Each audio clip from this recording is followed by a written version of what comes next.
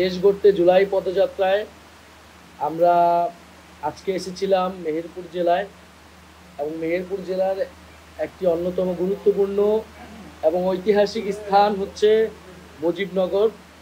সেই মুজিবনগর উপজেলায় আজকে অনেক বৈরী আবহাওয়া এবং বৃষ্টি থাকা সত্ত্বেও প্রচুর মানুষ এখানে এসেছিলেন এনসিপির এবং গণঅভ্যুত্থানের নেতৃবৃন্দদের দেখতেন, কিন্তু বৃষ্টির কারণে আমরা হয়তো প্রোগ্রামটি করতে পারিনি।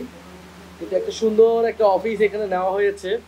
আমরা জানি যে খুবই ঐতিহাসিক একটা জায়গা, যার পূর্ব নাম ছিল বৈদ্যনাথতলা, যেখানে স্বাধীনতার ঘোষণাপত্র পাঠ করা হয়েছিল, শপথ পাঠ করা হয়েছিল যে অস্থায়ী সরকারের।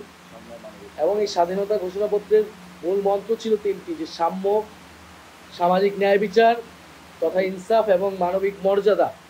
আমরা ৭১ সালে কিন্তু এই তিনটা শব্দ নিয়ে আমরা স্বাধীনতা বাংলাদেশের সূচনা করেছিলাম এবং এই তিনটা মূল মন্ত্র এবং এই ঘোষণাপত্র পাঠ করা হয়েছিল এই মুজিবনগর থেকে।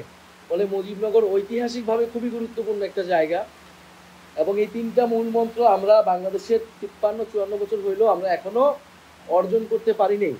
এই ৭১ সালের যে মুক্তিযুদ্ধের আকাঙ্ক্ষা, ৭২-এর সংবিধানের মধ্যে দিয়ে এই ৩ মূলনীতিকে না নিয়ে নতুন করে অন্য ৪ মূলনীতি, যেটা ইন্ডিয়ার প্রেসক্রিপশনে ৪ মূলনীতি নেওয়া হয়েছে, বাংলাদেশ সমাজ ও রাষ্ট্রকে বিভাজন করা হয়েছে বাঙালি জাতীয়তাবাদ, সেকুলারিজম ইত্যাদির নামে।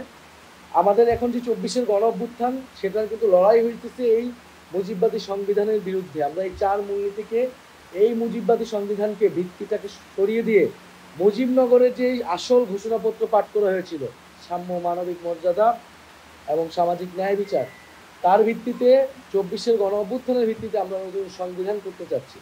ফলে আমাদের নতুন সংবিধানের যেই দাবি, আমরা এই মুজিবনগরের এই আজকের এই অফিস থেকে সেই জায়গায় সেই দাবিকে আমরা আরও জোরালোভাবে দেশের মানুষের কাছে বলতে চাচ্ছি।